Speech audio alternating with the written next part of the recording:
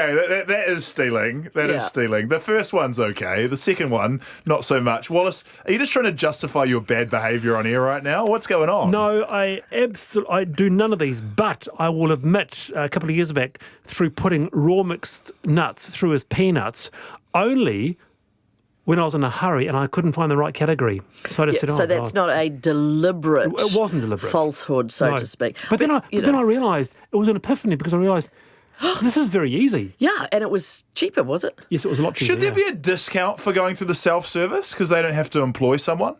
Oh, well, they do usually because, The person who's got to check up that you're doing They see you it putting right. the lemon in instead of the lime and they have to come whizzing out and go, no, thank you. But they have one person marking 50 tills as opposed to one person per till. I think there should be a discount for self-service. Yeah.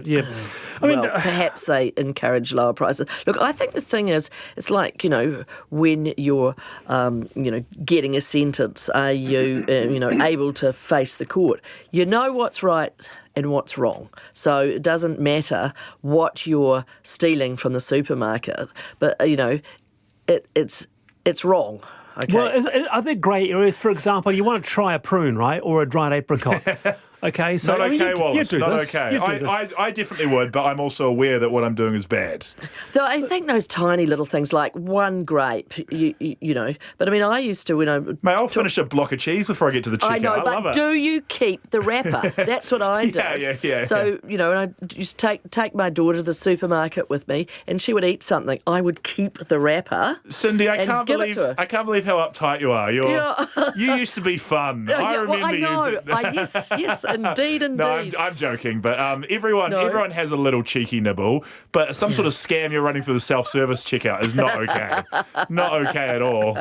I mean, there's got to be a limit to our decency as humans. Is it really about etiquette? Because I've got to say, the rare times I have someone You put taking the a right grape, number on your nuts if you know. or someone what it I is. saw someone who actually opened a can of Pringles. Yeah. Actually, no, I'll tell a lie. He was with me, and he opened the can of Pringles, and I said, I just felt slovenly. I just felt it was. Did he eat them all and put the empty can back? No. He took the empty can back up to the checkout, but I thought to myself, And he paid for it? yeah, he paid for it, but I thought to myself, that's not right, is it? It's not. It's etiquette. It's not cool. It's Well, not you classy. just didn't like the way. That's exactly it. It's not You're classy. not meant to eat and walk. Here's the problem. The supermarkets look like they're doing too well. Especially in my neighbourhood, the supermarkets are like the flashiest buildings on the street. They're beautiful. If they're more run down, if they look more like a dairy, we'd feel more sorry for them because they're so flash. This is the wider issue, because one academic said this is what we call revenge shoplifting, getting back at the man. Yeah, and supermarkets in New Zealand are just creaming it. It would seem to be at the moment if you look at the rich Yeah,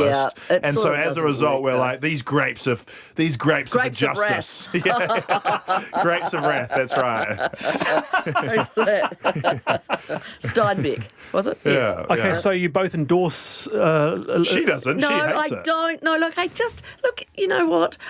I'm sure everybody does it occasionally. I, on the odd occasion, have eaten a grape, but that's sort of the end of it. And I know that I shouldn't.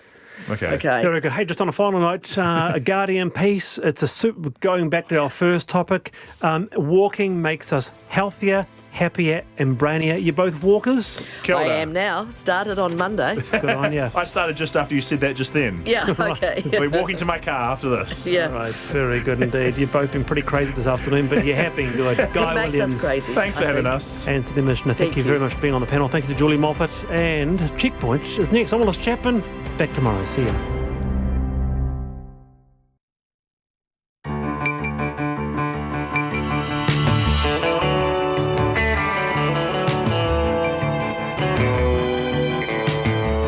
Ki te whakaronga mai koe ki te reo irarangi o Aotearoa. This is Checkpoint on RNZ National. I'm Alex Perrottet. Good evening. On tonight's programme, a coroner sparks reactions with calls that a young girl's tragic death could have been avoided if her parents walked her to and from school 400 metres away. We talked to Carter Neem's dad. A 500-strong march for the living wage through a mall has shocked shoppers in Auckland. MPs armed with amendments are preparing for another euthanasia showdown in Parliament tonight.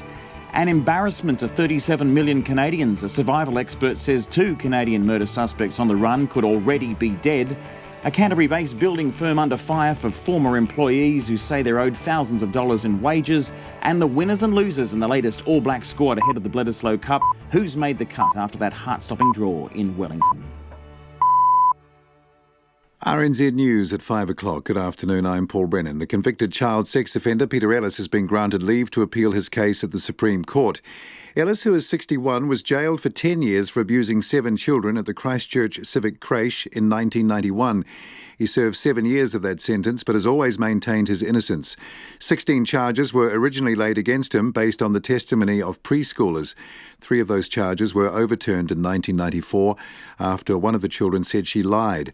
The Supreme Court has been asked to consider if there was a miscarriage of justice due to the children's evidence being improperly obtained, a lack of expert evidence and unreliable expert evidence at trial. The Crown had opposed Ellis's application. A coroner is under attack for suggesting a 6-year-old girl's death could have been avoided if she'd been accompanied by an adult on her way to and from school. Carla Neems was run over by a rubbish truck outside her house in Gisborne 2 years ago. Coroner Tim Scott also recommended warning sensors at the rear of rubbish trucks. The president of lobby and advocacy group Living Streets Aotearoa, Andy Smith, says it's up to parents to decide whether their children are able to take themselves to school, and the coroner should be censured for his comments. Everyone has the right to walk to school, accompanied or unaccompanied. We need good footpaths for feet, not for vehicles to drive over or stay on. And we've got to make the roads safer and slow down the traffic in the residential areas. Andy Smith says residential streets should be designed for people and safe enough to play a game of cricket on, with cars occasionally invited onto the pitch. Shoppers at an Auckland shopping mall were brought to a standstill as hundreds of retail workers marched through the centre demanding better pay from employers. First Union organised the protest at St Luke's Mall, targeting Countdown, Farmers and Cotton On, which it says pay staff below the living wage. The voluntary rate is calculated at $21.15. One farmers worker at the rally, Gay Innes, says people need that much in order to make ends meet. Some of the staff have been there for well over 20 years and they're not even hitting the $20 an hour mark. They're taking out loans to pay car repairs, loans for Christmas presents for their family. Farmers promote themselves as being a family company with values, but they certainly don't value their staff. Farmers says it has no comment to make on the march. The ACT leader David Seymour has issued a warning to MPs who might try to slow down the progress of his euthanasia bill. The end-of-life choice bill debate has just begun, but opponents have said they will try to add 120 amendments to the bill before it can go through to its third reading. Mr Seymour says other provisions have been put in place so opponents can't waste Parliament's time. In the United States, you can strap in a catheter, read the telephone book for 24 hours and delay things. Here, you get 5 minutes to speak at a time. I think the opponents are going to think it's much harder to delay Parliament than they anticipate. David Seymour says the public's patience for people playing silly buggers is a lot lower than the opponents may realise as well. The people occupying Ihumato in South Auckland remain confident in their stand against a major housing development. A leader of the protest, Pania Newton, today met with the Māori Development Minister Nanaia Mahuta to find a resolution. The outcome of that hui is unknown, but the acting Prime Minister, Kelvin Davis, was also in Auckland overnight to have meetings about the dispute. The ministers are trying to find a resolution between the mandated iwi authority, the Kingitangi, Fletchers and protesters. Kelly Francis has been occupying the site for 18 months and says they're in a strong position. There's absolutely room for compromise, but the reality of it is that at this moment we have the upper hand. We have definitely got the upper hand. We have access to this land. It's kind of like we've taken over jurisdiction of the road, but also the whenua. Kelly Francis says the group has been underestimated, but meetings with politicians show they are making progress. A road in Tauranga has been closed after a hole the size of a truck was found on the southbound lane. The police say Oropi Road will be closed for the foreseeable future. Tauranga City Council engineers are assessing the crater, which initial reports suggest is a sinkhole. The police say motorists should use the diversion via Shane Road and Oropi Gorge Road. Sleet is falling and snow is forecast this afternoon for the heavily used Hill Road connecting Wellington and Wairarapa. The Transport Agency says drivers on State Highway 2 must take care and drive to the conditions. An icy blast that's brought heavy snow warnings to central Otago has hit the capital this afternoon, causing temperatures to plummet. Met Service says Wellington is facing heavy rain and strong southerlies with hail and thunderstorms possible.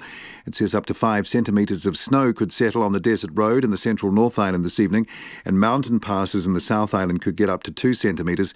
Met Service says Lewis and Arthur's passes have reopened after heavy snow closed both routes this morning. It's 4 minutes past 5. On to RNZ Sport now. The All Blacks coach Steve Hansen admits he's been having a few headaches as he tries to whittle down his squad ahead of the World Cup. Prop Carl Tuanui Kuafe is the biggest name culled for next month's Bledisloe Cup tests as Hansen trims his initial Rugby Championship squad of 39 to 34. Flankers Shannon Frizzell and Dalton Papali'i, hooker Asafo Aumua and lock Brodie Retallick are out. Retallick is out due to injury, but Hansen is confident it can heal in time for the World Cup. His place is filled by Scott Barrett, the only addition to the squad after overcoming a finger injury. Uncapped first five, Josh Ioane is the only player dropped from the backs.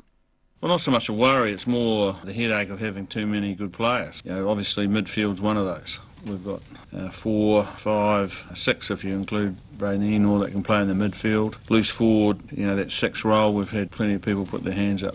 Steve Hansen there. Experienced Israeli coach Dan Shamir has been confirmed as director of basketball in a coaching overhaul at the Breakers following the protected exit of Kevin Braswell.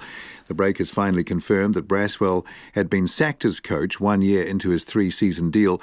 While it's been reported for more than a month that Shamir would take charge, confirmation wasn't possible until Braswell's severance details were settled. Shamir has also unveiled his first signing, American player Scotty Hobson, who's had 3 brief stints at NBA clubs. And that's the news. Winter finally arrives in the south. We certainly know that snow is coming and it's only going to get to be a better ski field for it. Bridges blasts the Prime Minister over Ihumatao. And ultimately what she is saying and what the government is saying by what they've done stepping into this is that they are not serious about building more houses. And it's mince and cheese for the win. You've got a meal on the run. If you need something to eat, you've got to have something to eat, and I'm hungry. What is good? Pie is good. Tuck in with Morning Reports, weekdays from 6 on air and online. Then on 9 to noon, is it time for a public inquiry into Southern DHB's treatment of bowel cancer patients? The author of a damning audit says the response to major failures isn't good enough. And after 10, Monique Fiso on bringing Māori and Polynesian cuisine to the capital and starring on Netflix. Join me, Catherine Ryan, on 9 to noon after Morning Report on RNZ National. Now the short forecast taking us through to midnight tomorrow Thursday. For Gisborne and Hawke's Bay, mainly fine, a few showers in Hawke's Bay. A few showers in Hawke's Bay this evening. For the rest of the North Island, showers, some heavy with hail and possible thunderstorms in the west and south. Snow lowering to 500 metres over southern and central regions from this afternoon. Showers clearing most places tomorrow. Nelson, Buller and Westland, mostly fine. A few showers for Buller and Westland tomorrow night. Fiordland, mainly fine. A few showers in the south. Then widespread rain tomorrow night. For Marlborough, mainly fine. Showers about Kaikoura coast, clearing tomorrow morning. Canterbury, Otago and Southland, scattered showers. Snow above 500 metres, clearing tomorrow. At the Chatham Islands, fine today, occasional rain tomorrow. It's 7 minutes past 5. Thanks very much. You're listening to Checkpoint on RNZ National. I'm Alex Perrottet. Convicted child sex offender Peter Ellis has now been granted leave to appeal his case at the Supreme Court. The 61-year-old, who now has terminal cancer, was jailed for 10 years for abusing 7 children at the Christchurch Civic Creche in 1991. Now, he served 7 years of that sentence, but has always maintained his innocence. 16 charges were originally laid against him based on the testimony of preschoolers. 3 of those charges were overturned in 1994 after one of the children said that she lied. In the past few minutes, Mr. Ellis's lawyer, Rob Harrison, spoke to our producer, Bridget Burke. Yeah, I've just been advised that we have been granted leave to appeal and to appeal out of time. I haven't had a chance to read the decision yet because I'm not near my office, but I have spoken with Peter concerning that. I think this is extremely good news for him. It's certainly given us all a boost and means that we've got a lot of work to do between now and the hearing, but at least we're going to have a hearing, which is fantastic. Until I've seen exactly what the Supreme Court has said, I can't really advance matters, but I'm sure the first thing that we'll be looking at is the mechanics and what issues that need to be discussed. Until I've seen the decision, I'm not in a position to accurately describe to you what the next step is. That's Peter Ellis's lawyer, Rob Harrison, speaking very recently to our producer, Bridget Burke, just before we went to air this evening. It's coming up to 5:10. A Canterbury-based building firm is under fire from former employees who say they're owed thousands of dollars in wages. Wellhouse Limited and its sister company, Wellstruct, build pre-engineered panelised homes. They're owned by Christchurch businessman Dan Tremewen. But his employees say working for his business has pushed them to the brink. Our Christchurch reporter Anand Zaki has this story. For Kerry Oberholzer, starting work at Wellhouse last September was a dream job. But the Christchurch mother of four says that dream soon became a nightmare as her employer started missing her wages. It started around end of February this year, and the first time it was a week late. And then it never got caught up, and things just got progressively worse, where it was almost over a month, and then we would just get a small part payment. We wouldn't actually get our full wages. Ms. Oberholzer says she is now owed more than 8 weeks' pay. She says she was told the pay was missed due to unforeseen circumstances, or it was blamed on clients not paying Wellhouse, or changes to the pay cycle. First of all, it was a cash flow issue, and then he started using the excuse, well, we're going to change the pay frequency from fortnightly to monthly. But then last month, it was already a month, and then when I never got anything. When Ms. Oberholzer brought it up with Dan Tremewen, she says she was told she shouldn't get upset in the office. She isn't alone in not being paid this year. Anna McCarthy quit her job as a builder's apprentice at Wellstruct after going 5 weeks without pay. She says she ended up getting 4 of those weeks paid, but only after she quit. Like Ms. Oberholzer, Ms. McCarthy had high hopes when she first started late last year. I was keen to give it a try and try a buildings apprenticeship, so I gave it a try. I did 10 hours a week for the first about 4 weeks, and then sort of decided that it was something I was kind of passionate about. I enjoyed it quite a bit, so signed a full-time contract and became a builder's apprentice. Ms. McCarthy says she started part-time because she was the victim of an assault in 2017 and was getting back on her feet. But around March, she too started missing payslips. She says she too was told by Mr. Tremewen that it was due to unforeseen circumstances. Ms. McCarthy says it got to the point where she just couldn't handle it anymore. She says she tried hard to get back on her feet after the assault, but the weeks of borrowing money to stay afloat took a toll. Like, for me to finally feel like I was getting my head sorted and get my feet and get everything right and ready, then for it to all come crashing down, it just felt like it was all for nothing. Like there was no point trying anymore. I'd given it a try, there was no point. It became very difficult. And if I didn't have such good friends, I don't think that I would be here right now. And that's hard for me to say. It's the same story for Dom Whitkus, who was a carpenter for Wellstruct earlier this year. He says during his first month in March, things sailed smoothly, but then things started going downhill. So I kept asking, because if you don't ask, you're not going to get. And you don't really need to ask for payments usually, because it's part of the contract. So, there were quite a few times, and not just me, my colleagues as well. We would get a couple of $100 transferred to last us, for gas. Mr. Whitkus quit 2 weeks ago after 7 weeks without pay. He's since been paid most of his wages, but he says he is still owed 1 week's pay. But it's not just employees that have been owed money. Emails obtained by Checkpoint show that door installation business J&G Doors, who subcontracted for Wellhouse, are owed just under $22,000 for services completed in October. J&G Doors General Manager Andy Butler confirmed to Checkpoint last week that the money was still outstanding. After a number of interview requests about the allegations of payment issues, Mr. Tremewen finally agreed to talk to Checkpoint today. He acknowledged that Wellhouse has been behind in paying staff, but blamed it on clients not paying Wellhouse. Wellhouse Christchurch hit some problems because it was not paid, and then that had a flow-on effect. Yes, the company has an obligation to pay its staff, and my view is that that is the first and foremost obligation.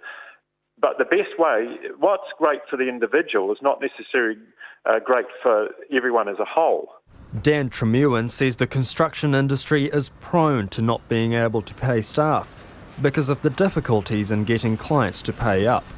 You know, if you have your two big clients in any two big clients you're working for in any given month or two not pay, it has a huge effect. Mr. Tremewen also emailed Checkpoint after the interview. He says according to his records, 3 of the 4 employees who contacted Checkpoint had been paid in full, and there is a genuine dispute in relation to what is owed to the 4th employee. In Christchurch for Checkpoint, this is Anand Zaki. 5 on Checkpoint. A controversial bill allowing the terminally ill to end their lives has just come back before Parliament, with MPs on both sides of the debate armed with changes in a bid to try and win over their colleagues. The ACT leader David Seymour, the bill's architect, has at least 30 changes ready to go, while National MP Maggie Barry has more than 100 amendments. Like any conscience vote, speeches often get emotional, sometimes fiery, and tonight isn't expected to be any different. Our political reporter Joe Moyer has been speaking to MPs on both sides of the debate. Tonight, David Seymour will try to tighten the legislation to cover only those with a terminal illness, an amendment designed to appease the Greens and secure their vote. New Zealand First support depends on there being a public referendum, a move Mr Seymour supports. But while Mr Seymour has bent to the will of the Greens and New Zealand First, he's not the only one with a stack of changes ready to go. National MP Maggie Barry previously said she had 120 amendments lined up, but today confirmed it could easily go beyond that because you can make amendments on amendments. So is she just filibustering? It is not filibustering. Filibustering is where you put in useless time-wasting things. This is reflecting the genuine concerns of the vulnerable. Ms Barry says it's not easy casting a conscience vote, and if MPs get it wrong, their constituents will tell them so at the next election. We're lying awake at 2 o'clock in the morning worrying about unintended consequences and bad legislation. So we ultimately are elected to make up our minds. If our respective electorates don't agree with the stand we've taken, no doubt they will make that felt come election time. So with the weight so heavy, why not put it to a referendum then? National MP Alfred Naro says doing so would be irresponsible, given how complex the issue is. If we struggle with the complexity of this issue here, how are we going to be irresponsible to send out a question, which would only be one question, to the public to try and make a decision on something that could create huge harm, right? We've got issues around diversity, we've got language, we've got culture. It's irresponsible to even think about a referendum on an issue like this. But Mr Seymour disagrees the referendum would complicate things. He says putting it to the public would actually strengthen the process. The question put before the public will be, do they think that the bill, as debated in great detail by MPs, should get the final sign-off and become law? Normally, MPs make law without any possibility of a citizen's veto, so we're actually giving the public extra choice and putting extra scrutiny on the bill. If the debate at the committee stage goes on too long, there will come a point where a referendum at the 2020 election is no longer possible, because the Electoral Commission won't have enough time to prepare.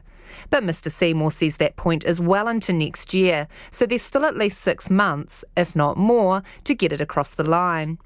Mr Seymour continues to feel quietly confident MPs will line up with what he says is the overwhelming majority of New Zealanders who want choice. However, it's not the end of the road yet. We're not counting any chickens, we're not popping any champagne corks or anything like that, as some people have suggested.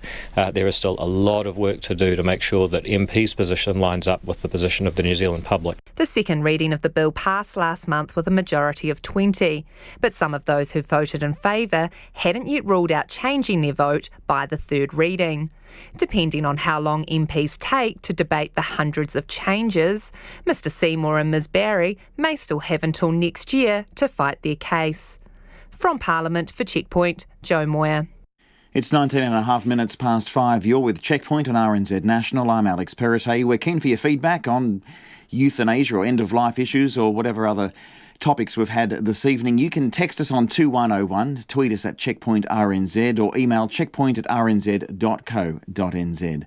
A coroner has copped criticism for suggesting a 6-year-old girl's death could have been avoided if she'd been accompanied by an adult on her way to and from school. Carla Neems was run over by a rubbish truck just outside her house in Gisborne 2 years ago. But her family, among others, are perplexed by the coroner's comment that Carla should not have been travelling home unsupervised. Michael Kropp reports. 6-year-old Carla Neems scooted the last part of her short trip home from school by herself when she likely crossed immediately in front of a rubbish truck in the driver's blind spot and was hit. The coroner, Tim Scott, says warning sensors would probably have saved Carla's life.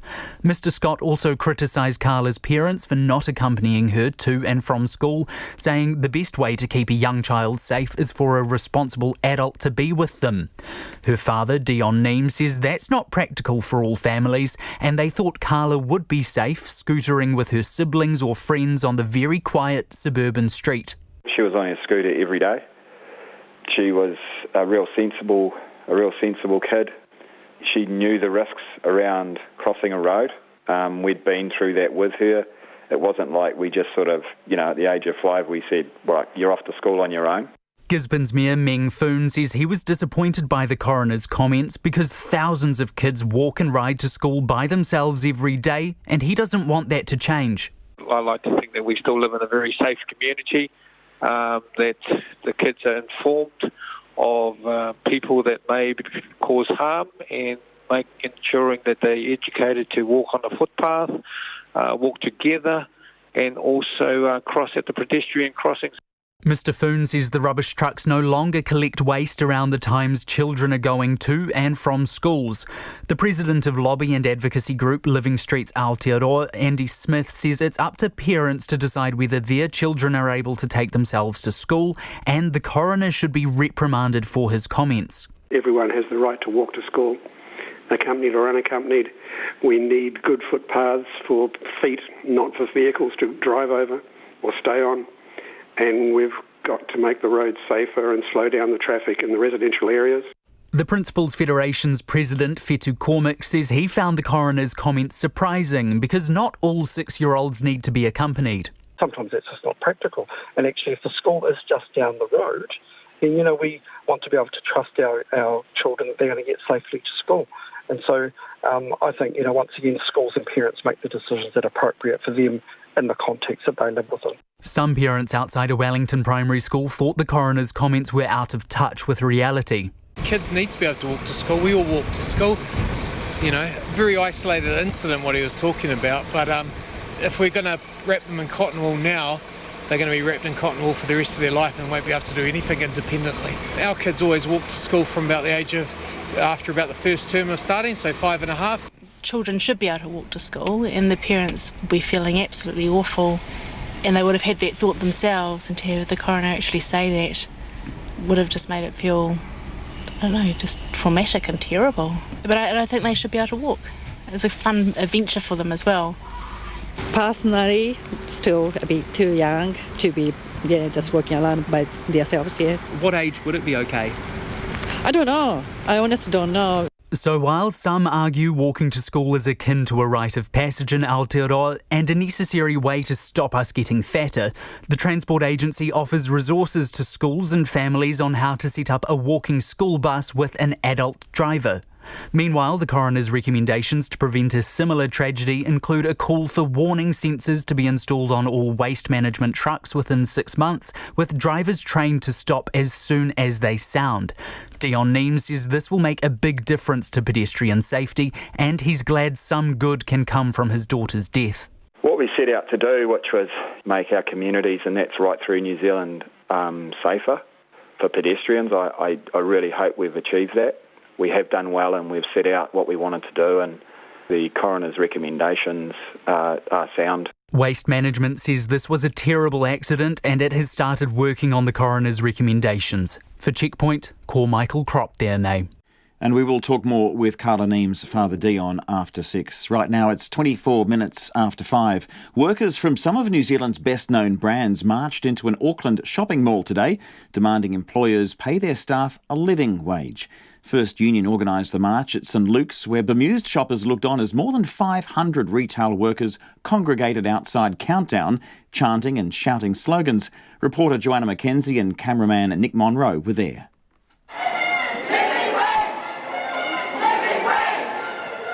Retail workers streaming into St Luke's shopping mall in what First Union says is an historic event.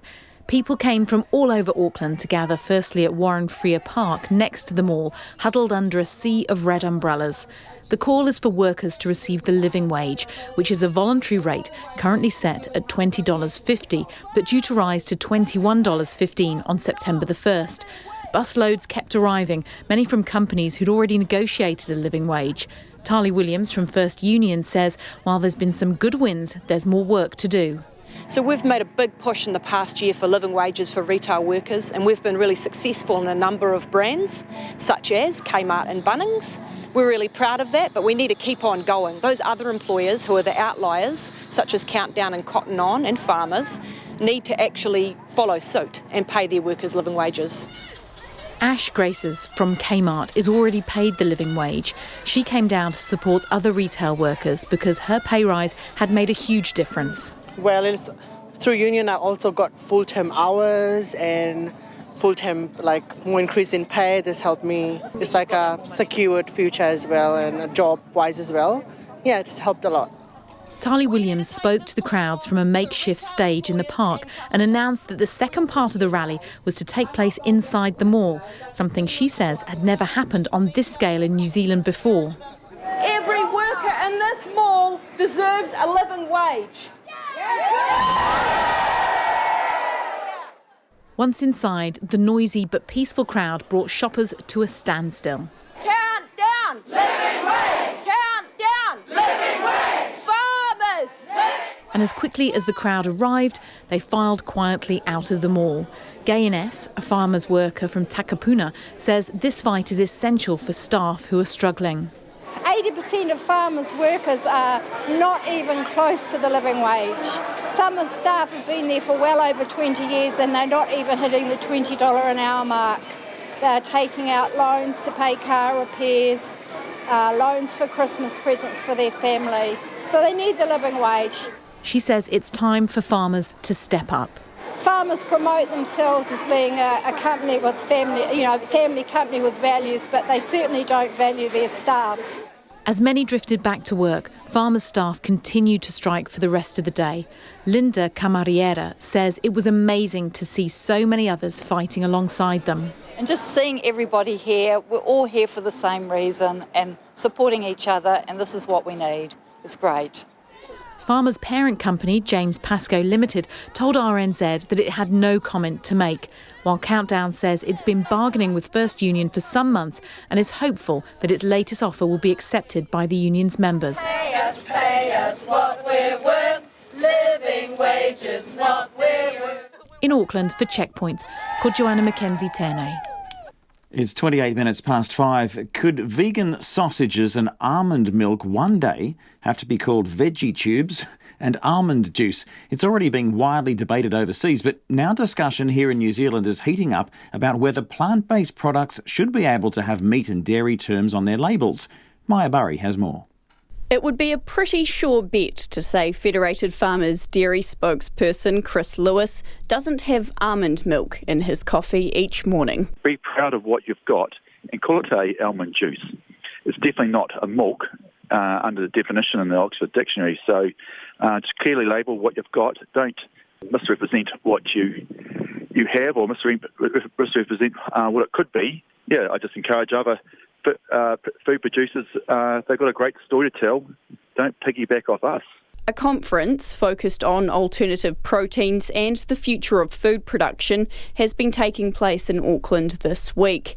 One hot topic has been the use of dairy and meat terms to describe vegan and vegetarian food products. Fonterra's Chief Science and Technology Officer, Jeremy Hill, says he supports consumers being able to make informed choices.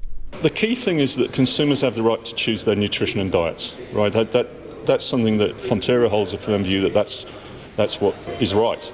But that choice should be informed. And at the moment, I think these plant-based milks have a positioning that says they're milk and plant-based.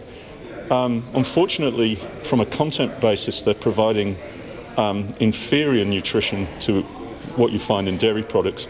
Australian-based Susie Spoon's Vegetarian Butcher offers a range of vegetarian meat alternatives, including patties, schnitzel and sausages. Susie Spoon says there has been major growth in the alternative proteins market, with consumers becoming more interested in where their food comes from. She says this shift has put the agricultural sector into defence mode. I think they do feel threatened, and we saw it with champagne, we can see it with cheese and dairy, in Europe, that we're not allowed to use those words, camembert or brie. And so I can see that it's just the meat industry being protective of their terms. I totally get that. But really, I don't think it's plant-based things that are harming the butcher industry. The New Zealand company Life Health Foods International produces a wide range of plant-based products, including almond and soy milk. Its executive general manager, Benny Hendricks, doesn't think consumers are being misled. I think soy milk has been around for many years. I will find it hard to believe that people will be confused about soy milk.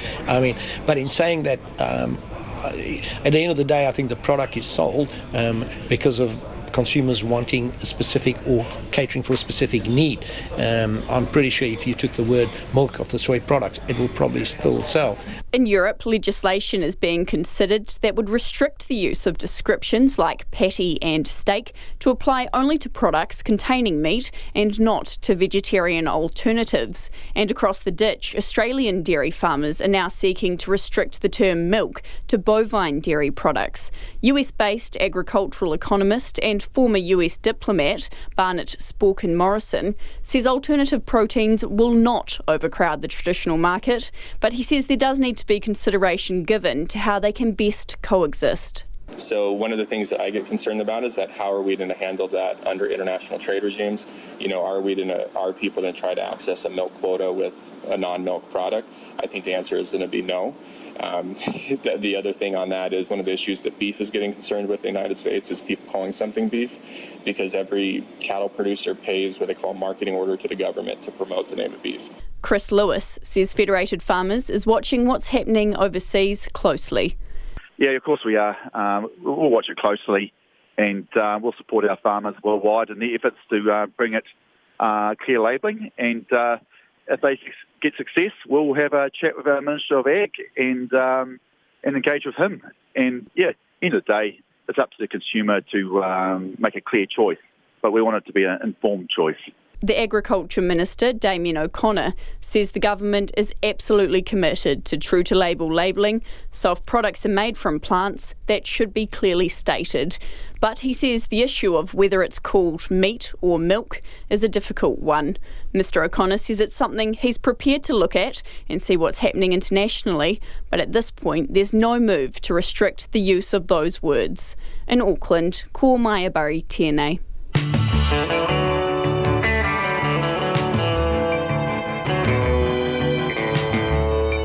It's 27 minutes to 6. Coming up on Checkpoint on RNZ National, All Black selectors move one step closer to deciding on their final squad for the Rugby World Cup. Dismay at the sentence handed down to a 72-year-old woman who drove the wrong way down a Wellington motorway, killing a man. And a Canadian outdoors expert says 2 teens on the run for 8 days in remote Manitoba might be eaten alive before police track them down. We love your feedback. Text us on 2101, tweet us at Checkpoint RNZ. We're on Facebook as well, Checkpoint, or get in touch on email checkpoint@rnz.co.nz. But first, Paul Brennan is here with the headlines. Thank you, Alex. Convicted child sex offender Peter Ellis has been granted leave to appeal to the Supreme Court. Ellis, who's 61, was jailed for 10 years for abusing children at the Christchurch Civic Crate. creche in 1991. He's always maintained his innocence. The Supreme Court will consider whether there was a miscarriage of justice due to the children's evidence being improperly obtained, a lack of expert evidence and unreliable expert evidence at trial. The president of a walking advocacy group has criticised a coroner for suggesting a girl could still be alive if an adult had taken her to and from school. 6-year-old Carla Neems was run over by a rubbish truck outside her house in Gisborne 2 years ago. Andy Smith of Living Streets Aotearoa says it's up to parents to decide whether children can take themselves to school, and the coroner, Tim Scott, should be censured for his comments. Hundreds of retail workers marched through St Luke's Mall in Auckland today, calling on their employers to pay them more. First Union says the protest targeted Countdown, Farmers and Cotton On, which pay staff below the living wage of just over $21. A farmers worker, Gay Innes, says some people have to take out loans just to make ends meet. Debate on the end-of-life choice bill has begun in Parliament, where opponents have promised to try to add 120 amendments before the bill can go to its third reading. The ACT leader David Seymour is warning MPs who might try to slow progress on the euthanasia bill, saying provisions have been put in place so they can't waste Parliament's time. Former employees of a Canterbury building or based building company say it owes them thousands of dollars in wages. Businessman Dan Tremewen owns Wellhouse Limited and its sister company Wellstruct, which built pre-engineered panelised homes. A former staff member, Kerry Olberholzer, says she had to quit after going more than 2 months without pay. And the police in Tauranga say Oropi Road will be closed for the foreseeable future after a crater the size of a truck opened up on the southbound lane. They say motorists should instead use Shane Road and Oropi Gorge Road. And those are the headlines. Thanks very much, Paul. We'll see you at 6. Turning to business news now with Madison Reedy. Good evening to you. Good evening.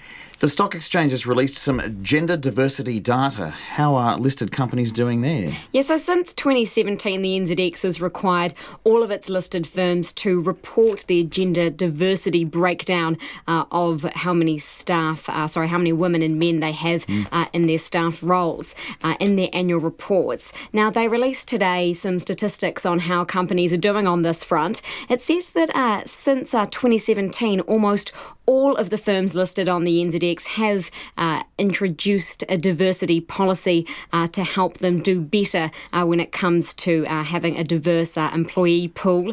And the stats for the year to March specifically show that more women are being appointed to board tables, specifically at the largest top 50 NZX firms. So those firms have gone from having 77 female directors on their boards last year to having 85 on their boards this year. Now, that may seem like a big difference, but that really is still only under 30% of female directors versus male directors on boards at the top 50. And when it comes to the rest of firms, they're actually closer to only having 20% of females on their board table.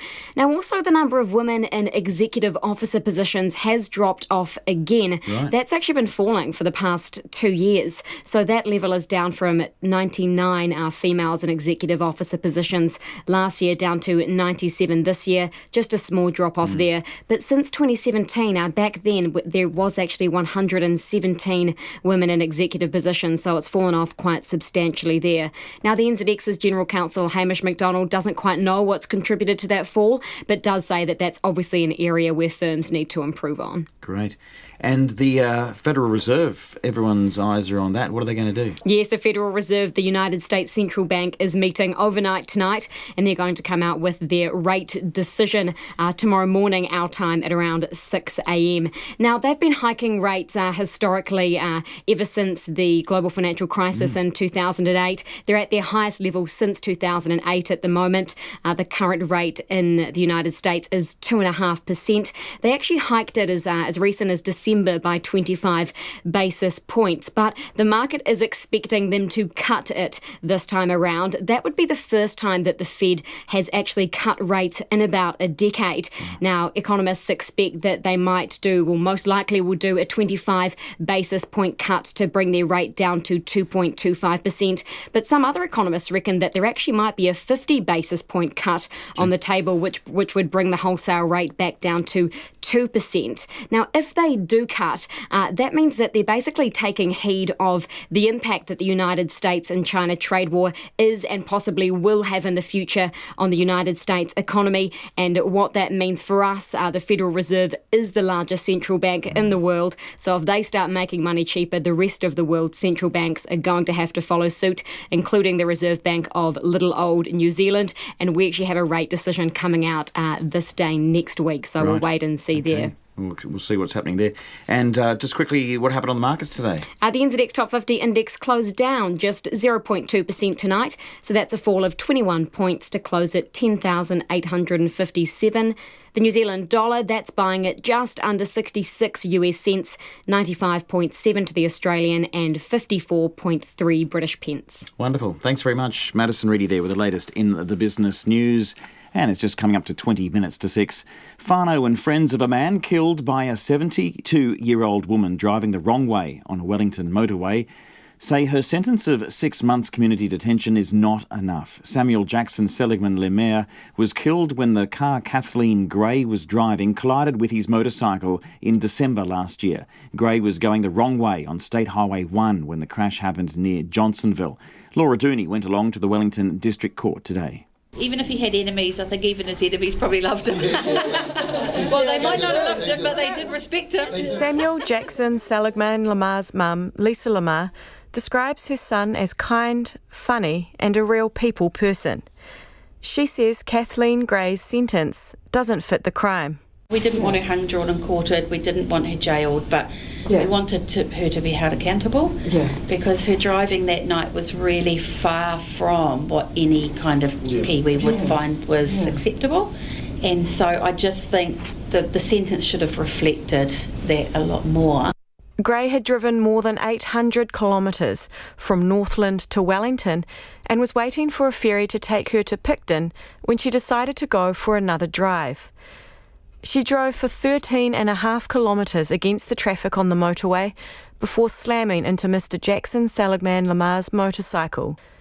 Earlier in court, the 25-year-old's mother told Gray her son was loved and cherished by many, including his 2-year-old daughter and fiancé. And she said he was a forgiving person. He forgives you, I know that. And I just want to say peace be with you, and that my son, he just was forgiving, and everybody knows here he's gone and his daughter is hurting terribly, but he was a forgiving person and he forgives you. She said Gray hadn't shown any remorse over the death of her son and had refused to engage in restorative justice with the whānau. During the hearing, a victim support person spoke on behalf of Mr. Jackson Seligman Lemaire's fiancé, Te Whetū Nuku. Some nights I can't sleep, and when I do I have nightmares about Sam getting hit off his bike. It's like he shows me through his eyes what happened the night he was killed. The last 2 months I haven't been able to look after my daughter because it's too hard for me to handle and watch her bond with a box of ashes, seeing her talk to him. In sentencing Gray, Judge Bruce Davidson said when she decided to go for a drive, she had been awake many hours. You were clearly fatigued and unfamiliar with the area. Put bluntly, you should not have driven. You should have sat in your car and waited for the next ferry. You ignored warnings from other motorists. Today's sentencing follows Gray's guilty plea for aggravated careless driving causing death. Judge Davidson said today that a case for a more serious charge of dangerous driving causing death could have been brought. But he decided not to sentence Gray to prison. It would be, in my view, a retrograde step, making a terrible situation arguably even worse. Gray was also ordered to pay $3,000 in reparation to the family and was disqualified from driving for 18 months. In Wellington, for Checkpoint, call Laura Dooney aho. Just coming up to 17 minutes to 6, you're with Checkpoint and RNZ National. I'm Alex Perrottet. The face of the Ihumātao occupation has met with the Māori Development Minister over the Māori land dispute in South Auckland. Pania Newton says her hui with Nanaia Mahuta, a bid to break the protest deadlock, went well. Our Māori News correspondent Lee Marama McLaughlin reports. Minister Mahuta set off from Wellington this morning to catch up with Pania Newton. She's been a leader of an activist group which has been occupying Ihumātao for years to stop a Fletcher housing development. But she met with the minister today as a designated spokesperson for the local Makaurau marae. Late this afternoon, she said it was a positive and constructive hui and that they would be meeting again at a later date. Kelly Francis, who has been occupying Ihumātao for 18 months, says progress is happening. Now that there's actually movement and we do have politicians who are coming in and wanting to kōrero with pāns, it's great. It is great. But me being me, and always wanting more and always pushing boundaries, I still think that it is most respectful if Jacinda herself was to turn up. The Prime Minister remains in the Tokelau Islands, but ministers have been meeting with various groups involved in the dispute since Friday, when she put a hold on construction while discussions are held. The acting Prime Minister, Kelvin Davis, made a quick overnight trip to Auckland yesterday to meet with stakeholders, but his office says it is a fluid and delicate situation and would not go into details. Ms Francis says those at Ihumātao have been underestimated, and she's confident that they'll get a good result. There's absolutely room for compromise, but the reality of it is that at this moment we have the upper hand. We have definitely got the upper hand. We have access to this land. It's kind of like we've taken over jurisdiction of the road, but also the whenua.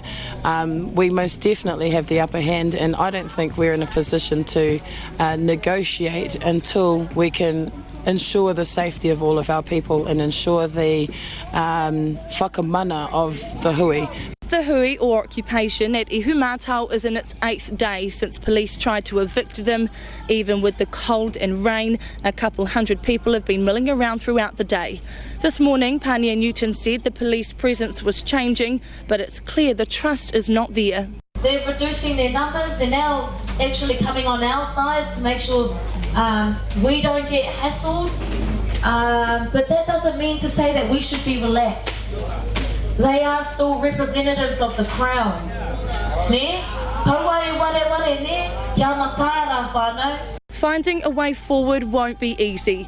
The mandated Te Kawerau-a-Maki Iwi Authority wants the housing development to go ahead, as does the Kingitanga.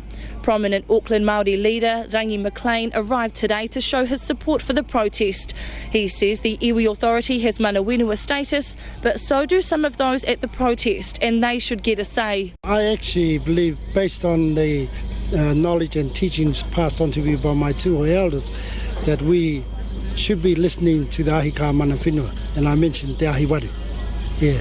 So those are the people here as well? Yeah, Te Ahi Waru is the Ahika mana whenua of this area, of this land. He says it's not uncommon for iwi members to contest an iwi mandate, and the dispute won't be easy to resolve. This afternoon, the Māori King Tuheitia announced he will visit Ihumātao on Saturday. Mr McLean says the Kingitanga has asked local leaders for help. That is one of the reasonings behind the Kingitanga stance as well, is that they've asked the Kei o te Waka, which includes all of us that are here in Tāmaki, elders and that, to try and mend the rift between the younger generation and the older generation. And that's something that we've got to work through. But one landowner here, Mere, who has lived down the road for 71 years, says an important voice is also missing. She owns 3 acres of land at the edge of the proposed development site, and she thinks the landowners should be part of the resolution process. I don't mind the protest, but how it's been handled is totally different. Like we're irrelevant, you know, like we're no one. Landowners should be spoken to more instead of being left out. We have rights too. We pay rates, we pay water. A planned protest outside Fletcher headquarters in Auckland today saw a strong security and police presence in the early afternoon, but it did not go ahead. Perhaps a sign of progress in a complex dispute that's evolving by the day. That report from our Māori Issues correspondent Lee Marama McLaughlin at 12 minutes to 6. We're always keen for your feedback. Get in touch. 2101 is the text. You can tweet us at Checkpoint RNZ or email checkpoint@rnz.co.nz. A Canadian outdoors expert says 2 teenagers on the run in remote Manitoba might be eaten alive before police finally track them down. Cam McLeod, who's 19, and Bryce Migelski, 18, are suspected of killing Australian Lucas Fowler and American China Deese on a remote highway. Police have also charged them for the murder of botanist Leonard Dyke, that they say happened 4 days later. Now, they've been spotted several times since, but despite a coordinated manhunt, the 2 are still on the run. David Arama is known as the survivor guy with 40 years' experience in the wilderness. He says there's a good chance the teenagers are already dead. It's a very, very hostile environment. The mosquitoes and deer flies and other insects are amongst the most relentless on the planet. They literally eat you alive. And the weather conditions up there, we often joke in that part of Manitoba, similar to northern Ontario, actually, where I run programs sometimes. It's very hostile. The weather, you might get 1 or 2 months of so-called summer, and that summer, this time of the year, could be stormy, rainy, cold at night, and very, very miserable. So these guys are up against a lot, because to survive in that wilderness, if it was a search and rescue for someone who's just typically lost, the search and rescue would give them 3 to 7 days to be alive. Probably not much more. It's usually a body bag recovery. And in my experience, having led people for up to 9-10 days, which is about what they're out there now, is that you would have lost 20 to 40 pounds of your body weight by now, just from exerting so many calories fighting off the insects and the weather. So what are the odds, David, that these 2 are going to succumb to the elements and the wildlife before the police can find them? Well, my thinking is there's a few different scenarios that are going on here. Number one, are they actually lost out there in that type of swampy, miserable wilderness with very little gear, surviving with just the clothes on their back? If they are, they're either dead already or they're going to be real soon. Or they were smart enough to have a lot of advanced camping gear, minus 20 sleeping bags, tents, and everything else. That's entirely possible. I kind of doubt it, but you never know because of the age of the 2 guys. They're just young teenagers, I guess. And but I think the most likely, I hate to say it, is they're probably holed up in a cottage or cabin or RV trailer or someplace.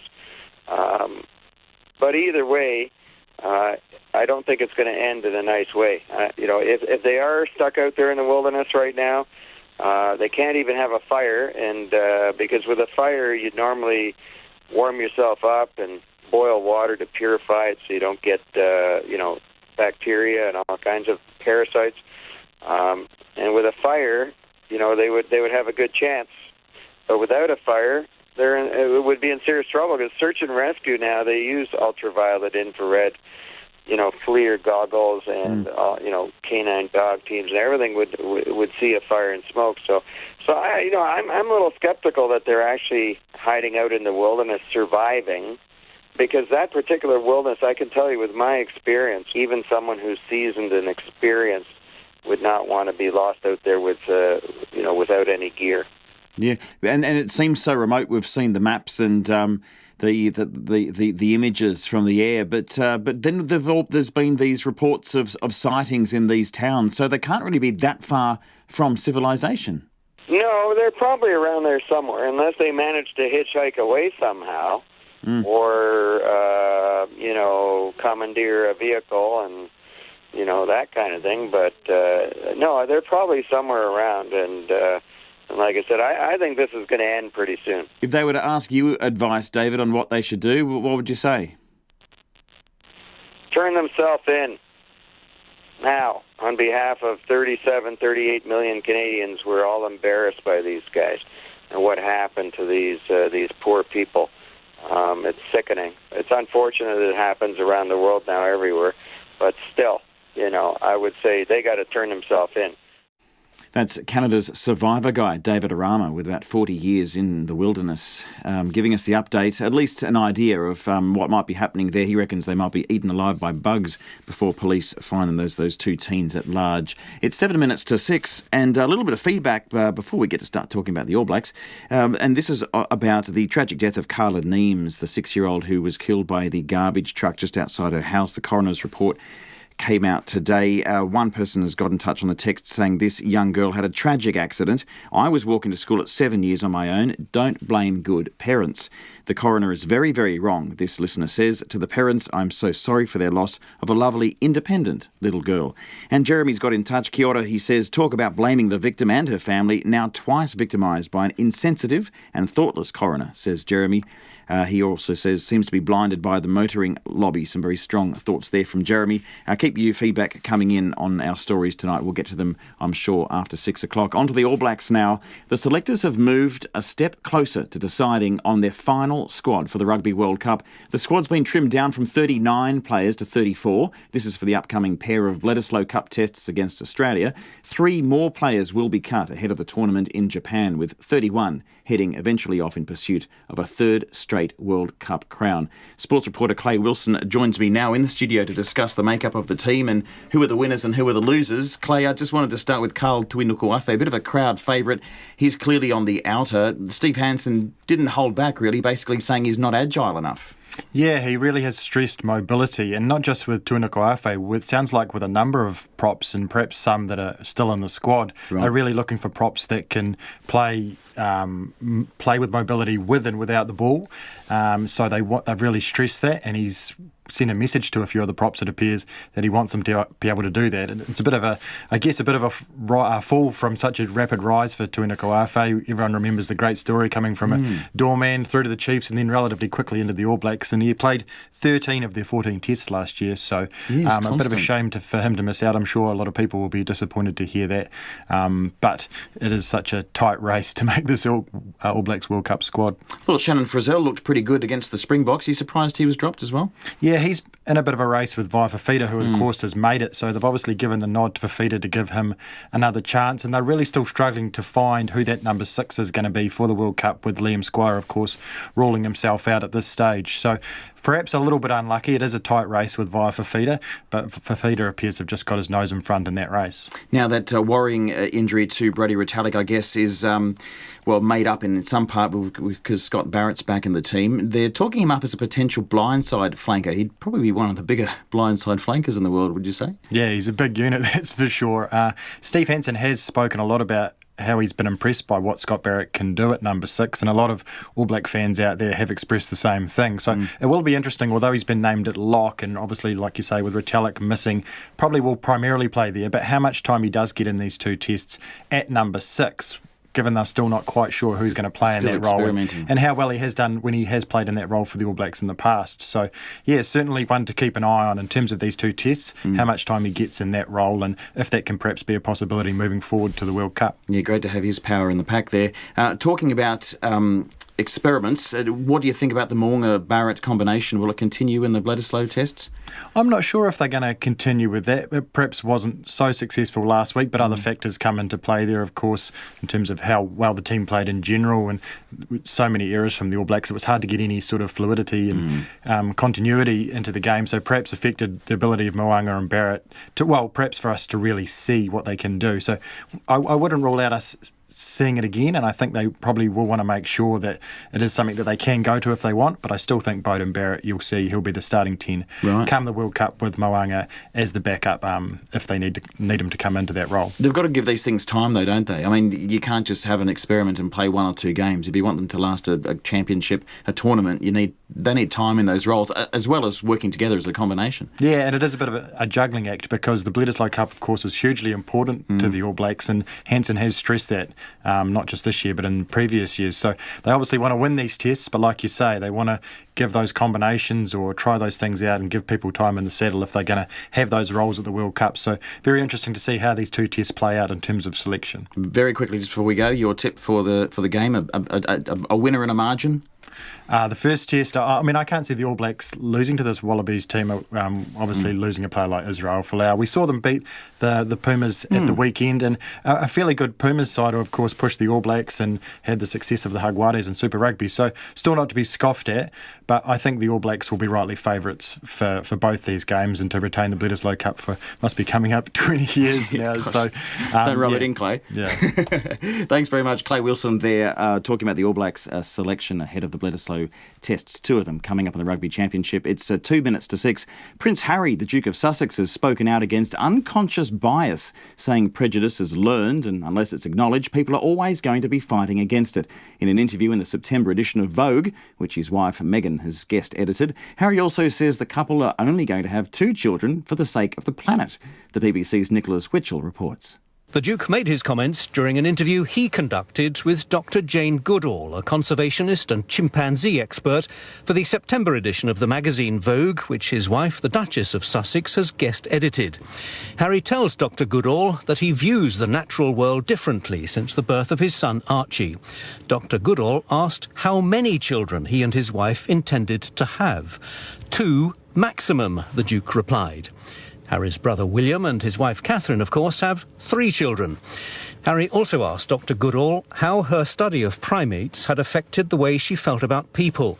They talked about violence and racism, and Harry spoke about unconscious bias passed down from generation to generation, where a person's words or actions could be perceived as racist, though if challenged, the person would deny it. Contributory factors, Harry suggested, were the way a person had been brought up and the environment in which they'd lived. Nicholas Witchell there in London, just coming up to 6 o'clock. A little bit of feedback. We've certainly been getting some in on Maya Burry's story. This is about the debate over whether plant-based products like almond milk should be able to have meat and dairy terms on their label. Should be almond juice. Liz has got in touch. Based on Chris Lewis's logic, milk can only be bovine. Is he going to argue for a ban on the expression of breast milk too? Thanks very much for getting in touch, Liz. We'll see if we can get more feedback after the news. RNZ News at 6 o'clock. No mai, haere mai. Good evening, I'm Paul Brennan. The government is proposing radical changes to the way drinking water is managed. A new central regulator will oversee it across the country. Anusha Bradley reports. A dedicated water watchdog and new water regulations were some of the key recommendations from the inquiry into the 2016 Havelock North water crisis, which was linked to 4 deaths and left more than 5,000 people ill with Campylobacter. The regulator will cover all suppliers apart from individual households that have their own sources. It will set standards and have monitoring and enforcement powers. A water services bill will be introduced before the end of the year, with possible enactment in the middle of next year, and suppliers will have up to 5 years to adjust. The local government minister, Nanaia Mahuta, says the responsibility for clean water has for far too long been split between too many agencies, resulting in fractured and ineffective delivery. She says Cabinet will soon decide whether storm and wastewater will also come under the regulator. Ko Anusha Bradley Aho. The convicted child sex offender Peter Ellis has been granted leave to appeal his case at the Supreme Court. The 61-year-old was jailed for 10 years for abusing 7 children at the Christchurch Civic Creche in 1991. He served 7 years of that sentence but has always maintained his innocence. 16 charges were originally laid against him based on the testimony of preschoolers. 3 of those charges were overturned in 1994 after one of the children said she lied. Ellis's lawyer, Rob Harrison, says it's just the start for his client. I think this is extremely good news for him. It's certainly given us all a boost and means that we've got a lot of work to do between now and the hearing, but at least we're going to have a hearing, which is fantastic.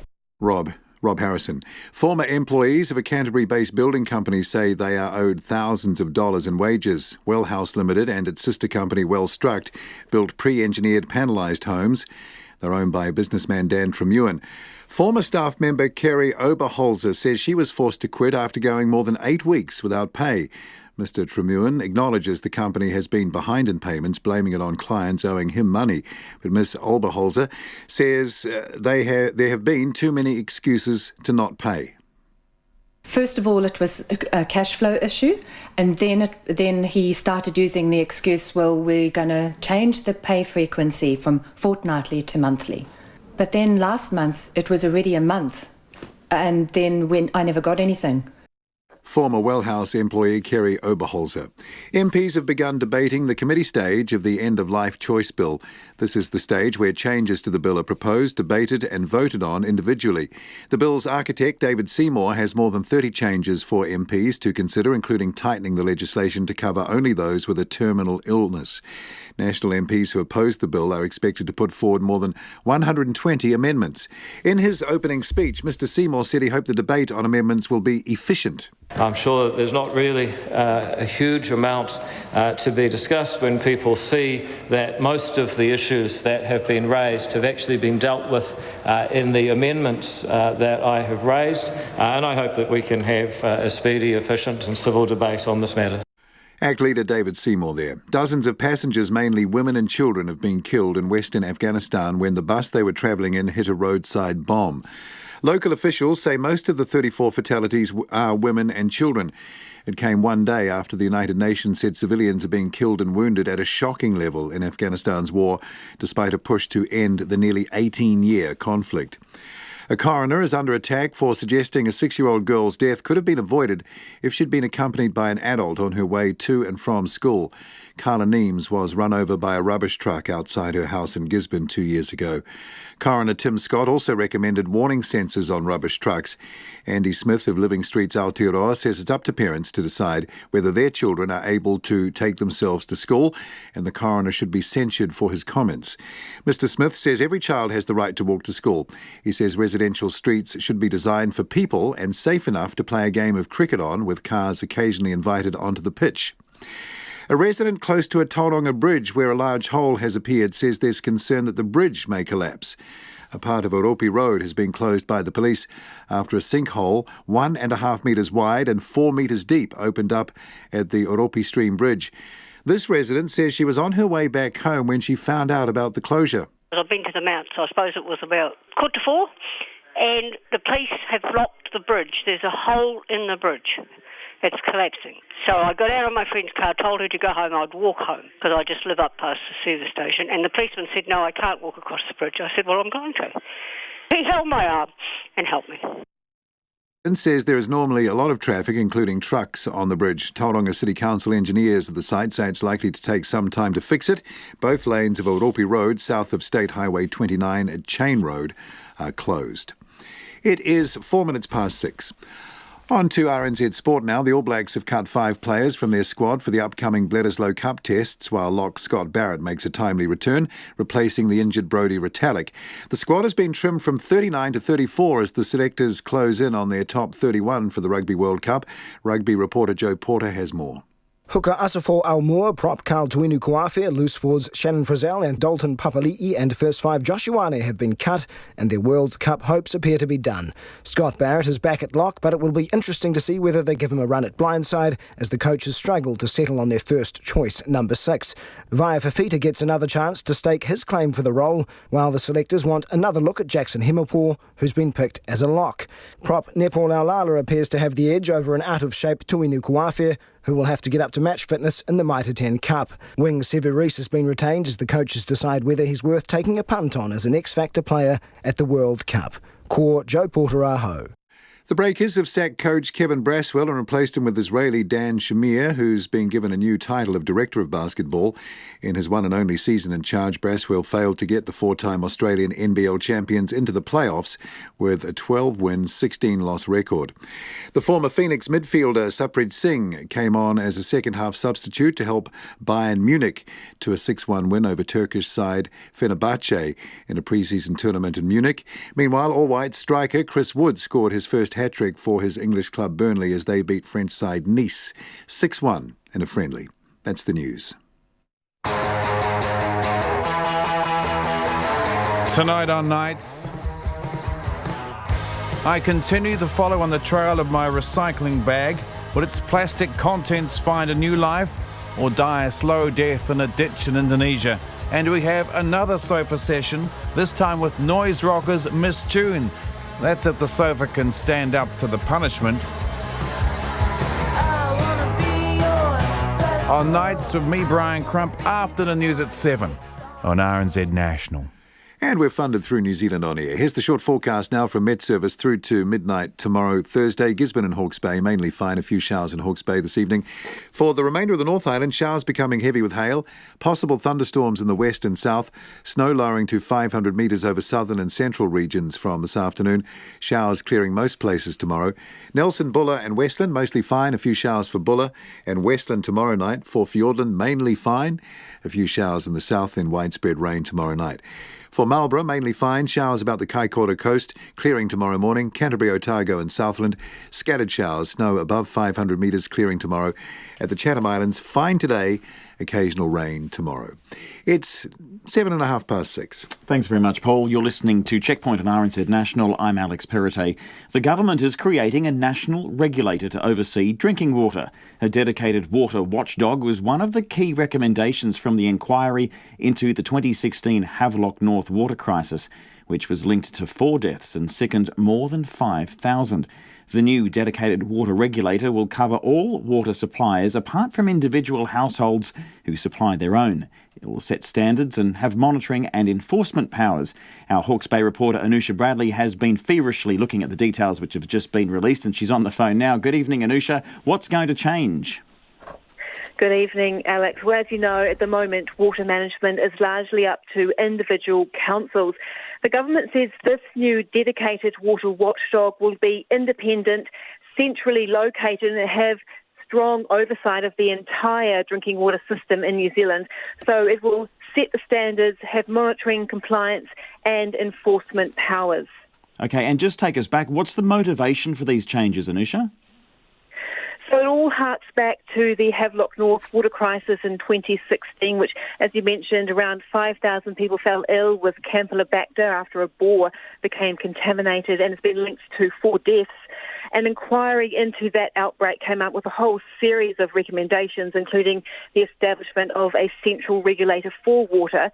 The government's response to that inquiry was to set up a 3 waters review that's into drinking water, stormwater and wastewater, and it's been led by local government minister Nanaia Mahuta. So she's been discussing options with central and local government about how water should be managed to ensure everyone can access clean and safe drinking water. That Havelock North inquiry found nearly 800,000 New Zealanders were drinking water that wasn't, quote, demonstrably safe, and an estimated 34,000 people a year across the country become ill just from drinking water, and many more have to boil their water just to drink it safely. And Nanaia Mahuta says for far too long, oversight of water has been split between too many agencies and legislation, and as a result, the responsibility has been fractured and what she calls ineffective. And, for example, there's been a lack of coordination between district health boards, councils, the Ministry of Health and water suppliers, and sometimes each council has their own way of doing things and their own budget to do things as well. The government estimates it's going to cost more than about, I think, $500 million just to upgrade drinking water infrastructure nationally to meet the recommendations of the Havelock North inquiry. And the question is, who's going to pay for this?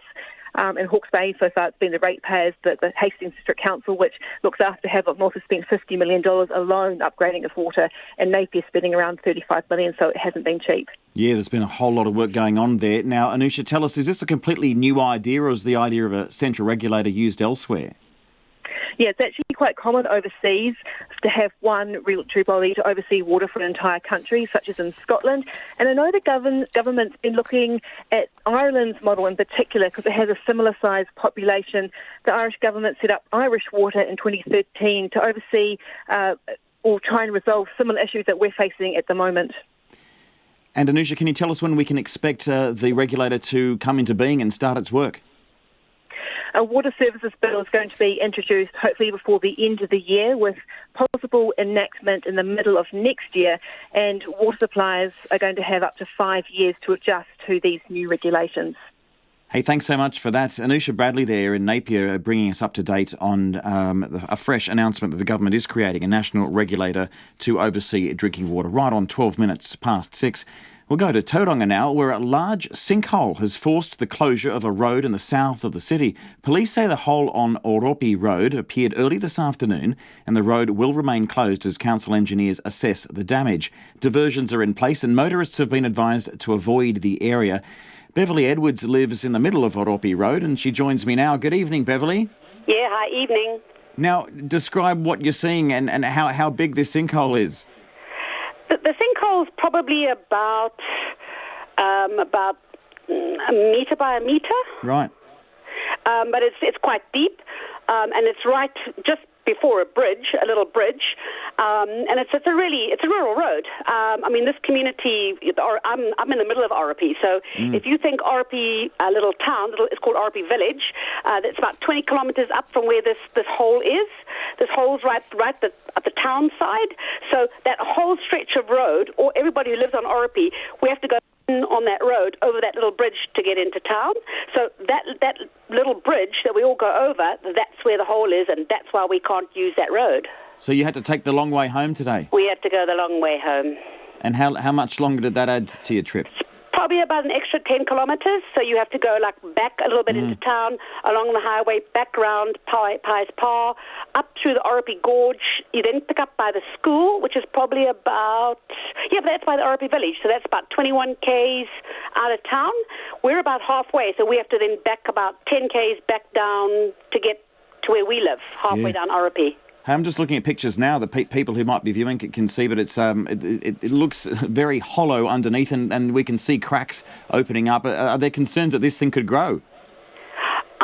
I'm not surprised that there's concerns that this thing could grow, because it's on a little bridge, and that little bridge, probably we've been living here about 8 years, in about the last 2 years or so, there's a river that flows underneath. It's been flooding terribly, and there were times we couldn't even pass because of the flooding on that little bridge, and all the neighbouring golf course and all the houses next to it used to all flood. I mean, you could see the cows looking over you at the water. So they've recently taken the water, I don't know, there's something called a weir, W-E-I-R, I just read, that they deflected the water so it stopped flooding the little bridge, but that little bridge is still the same ye-old little bridge from I don't know how long. So it's right by where the people in the area who know Wells.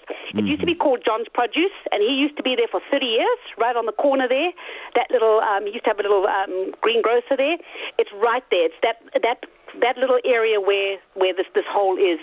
And everybody who's coming into Oropi will know where it is. Okay. Hey, thanks for that, Beverly. Sounds like you need a new road and a new bridge, and we'll definitely keep you up to date with what the police say in terms of the reopening of that road. But thanks for joining us tonight on Checkpoint, keeping us up to date with what's going on there in Tauranga. It's just gone 6:15. You're listening to Checkpoint on RNZ National. I'm Alex Perrottet. Now, should children be allowed to travel to and from school alone? That's the discussion sparked by a Gisborne coroner who found a young girl probably wouldn't have died had an adult been with her. The remarks come as part of a finding released today following the inquest into 6-year-old Carla Neem's death. Carla died on the roadside just outside her home 2 years ago from massive head injuries she suffered when she was struck by the wheel of a waste management rubbish truck. She was scootering home from school alone. In his finding, Coroner Tim Scott said it was unacceptable of Carla's parents to allow their daughter to travel alone or with her siblings aged 8 and 10. He said children her age should be accompanied by an adult.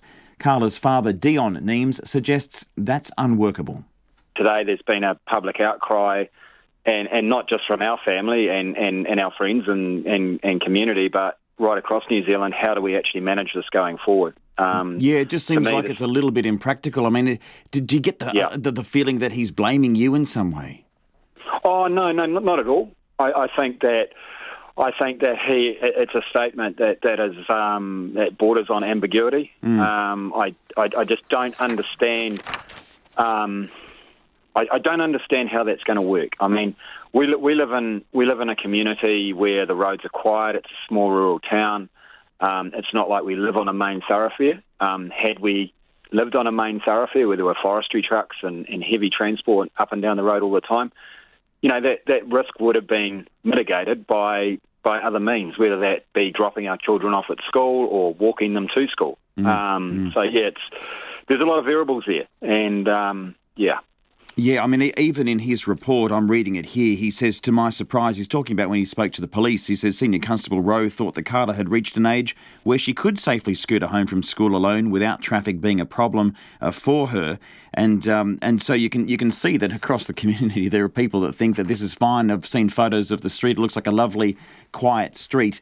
I mean, is it unrealistic to expect now that every school student, a young school student in New Zealand, has to be accompanied by adults walking home?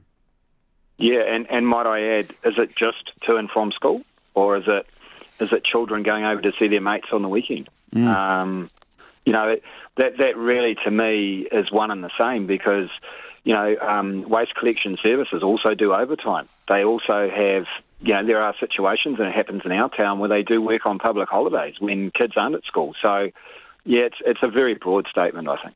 Now, the coroner's also made a statement that these audio alarms, or they're called warning proximity alarms, I guess that's something that alerts the driver that there are people or objects around the truck before they take off, before they get moving from where they are. And he says they should be retrofitted on the trucks over the next 6 months. That goes further than the WorkSafe report, doesn't it? Are you happy with that? Absolutely, and I commend the coroner on his findings there and his recommendations. That it's really exciting from our family's point of view that he has seen that as being a method of risk prevention. Hopefully that will save lives going forward. Absolutely, really excited about that, and thankful to him for that.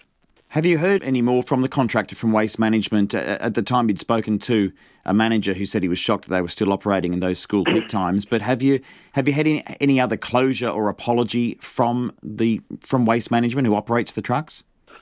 I've heard a verbal apology from their general manager, David Howie, and also from Paul White, their counsel. But that was only a verbal apology, no written formal apology to date, but verbal apologies during the formal inquiry, which I appreciated and respected. Yeah. You've got other children. Are you still letting them walk to school on their own? Yes, absolutely. As I said, it's a quiet area. We've mitigated that risk. Our oldest daughter now, she's actually getting a lift to school with her mum. She's at intermediate. Right. So, but our middle daughter, she's still walking to school with friends. We've assessed that risk. We feel that she has a level of competence to be able to know her way around road safety, and we're quite comfortable with that decision. And what's your message then, Dion, to parents who are reading and listening to this today and they want to live in a New Zealand that, where you can be carefree and kids can take their scooter up and down the street but might be concerned about these sorts of accidents? That's a tough one. It's horses for courses, really. I suppose it's just about assessing the risks, and be confident in your decision. But if in doubt, don't take those risks. But also don't, you can't smother your kids as well. I mean, we want to create good, strong, confident New Zealanders here, and part of that is giving them a level of responsibility to actually, just make those decisions for themselves sometimes, and trust that you've done the work up front to allow them to do that, really. Dion Neems there. And this statement has just come through from the Education Minister, Chris Hipkins. He says, "My sympathies go out to Carla Neems' parents during this difficult time. Parents, schools and their local communities are best placed to determine how to keep kids safe on their journey to and from school." That is from Chris Hipkins. And we've also got some feedback that's come in on this topic, so we'll get to that now. Coroner Tim Scott understood the practical risks of leaving children to take on risks that in some cases are beyond their well-known competence and age-based maturity. I've seen a number of parents permit their children to take stupid risks where the outcome could involve death or serious injury. The parents are not realistically assessing the risks and a child, not the parent, suffers. This listener says there are risks and there are risks in capital letters. This was the correct decision by the coroner. Now, that's from Tim Scott. The coroner, Tim Scott. It's not from Tim. It's from Dennis Parle, and he is a lawyer in Tauranga. So thanks for getting in touch, Dennis, with your expertise there. Perhaps on the other side of the view, with regard to the tragic Gisborne accident, it seems everyone's missing the point. The rubbish truck has inadequate mirror systems. Also, surely the driver operating the vehicle at that time of day must have been aware of kids and therefore needed to be hyper-vigilant. This is not the parents' fault. That's from Ant in Wellington. Thank you. And finally, of course, the parents of children should be left to decide whether their kids should be able to make their own way to and from school and other places. This is about individual responsibility. That's from Ben. Thanks very much for getting in touch. It's just coming up to 23 minutes past 6. Donald Trump has been taking part in events at the historical settlement of Jamestown in Virginia, marking the 400th anniversary of the birth of democracy in America. But he's feeling the fallout from what many consider his recent racist and bigoted attacks on Democratic lawmakers, the city of Baltimore, and the civil rights activist Al Sharpton. Many black and political leaders boycotted the event, while others heckled the president when he arrived. The BBC's Chris Buckler was in Jamestown and sent us this report. Jamestown is regarded as a place where the foundations were laid for what would become America. The first Legislative Assembly met here 400 years ago in what was then the colony of Virginia. Right here in Virginia, your predecessors. You can't send us back. Virginia is our home. Yet 4 centuries on, an invitation to the current head of national government to come and commemorate that moment led to protests. He said, "You cannot send us back," a reference to recent comments by President Trump that led some to refuse invitations to this event. In the posts on Twitter, he told several black and ethnic minority members of Congress that they should return to the crime-infested places they came from. It angered me because I don't feel like he was just talking to those 4 women. He was talking to me. It says something about modern America that some Democrats are choosing to boycott an event here at what's regarded as the birthplace of this country's democracy because it's been attended by the elected President of the United States. I am the least racist person there is anywhere in the world.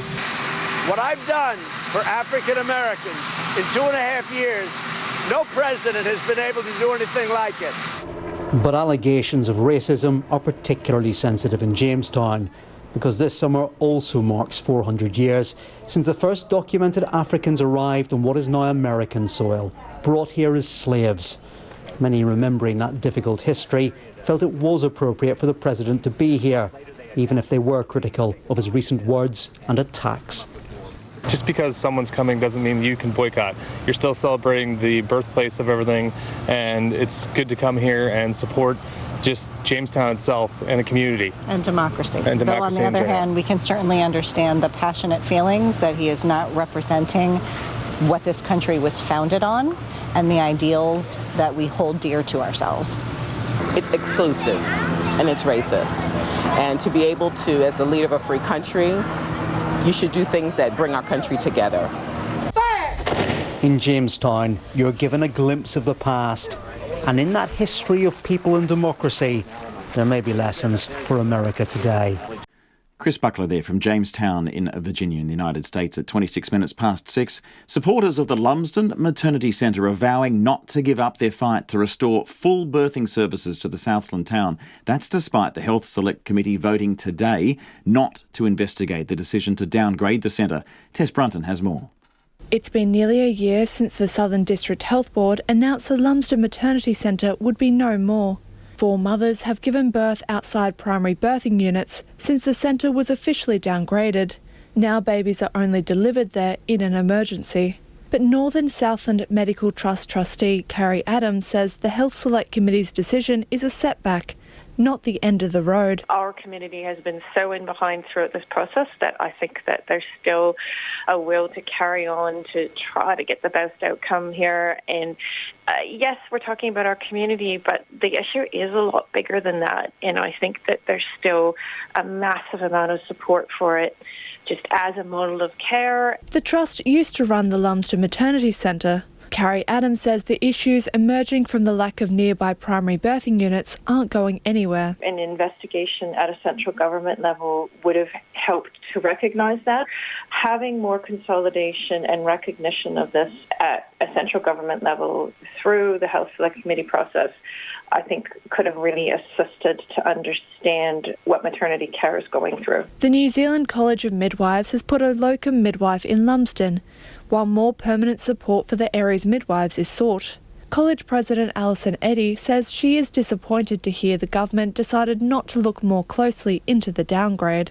But she's not surprised to hear people are still fighting to bring back birthing services. I think it really highlights the depth of attachment that communities have to these services, and that, you know, they really are a really key support structure for the community. When people ask you where you were born, it's a really important question, isn't it? It really connects you to that community, and I think those rural women and their families understand that. Southern District Health Board welcomed the Health Select Committee's decision. In a statement, it says significant progress is being made with other stakeholders to look at the maternity service needs in northern Southland. The DHB says it's a better use of the Health Board's resources to focus on solutions rather than going over the previous decision about one centre. Clutha Southland MP Hamish Walker maintains rural mothers are being put in compromising situations by not having a nearby birthing unit. There's a level of fear. Pregnant mothers in Southland are scared. You only need to look at what's happened over the past 3 months since the downgrade of Lumsden. We've had a mother who was forced to give birth in the middle of the night on a rural Southland road in an ambulance. She gave birth to a 10-pound baby. This is every mother's worst nightmare. And the issue will be back before the Health Select Committee next week, when it considers a petition to bring back full birthing services to Lumsden. For Checkpoint, Cortas Brunton, Tane.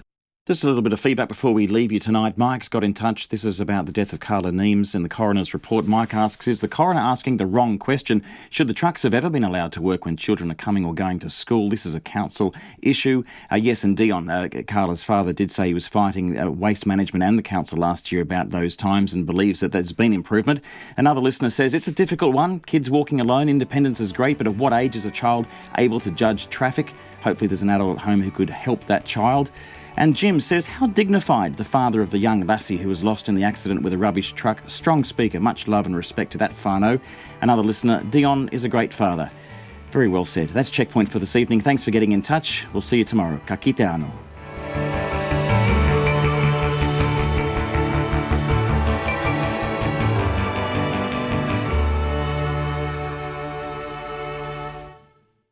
RNZ News headlines at 6:30. The government is proposing a central regulator to set, monitor and enforce national drinking water standards.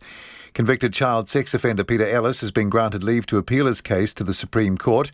MPs opposed to the end-of-life choice bill currently being debated in Parliament are expected to put forward more than 120 amendments. And the police say they will not charge former Invercargill MP Sarah Dowie over a text allegedly sent from her phone to MP Jamie Lee Ross.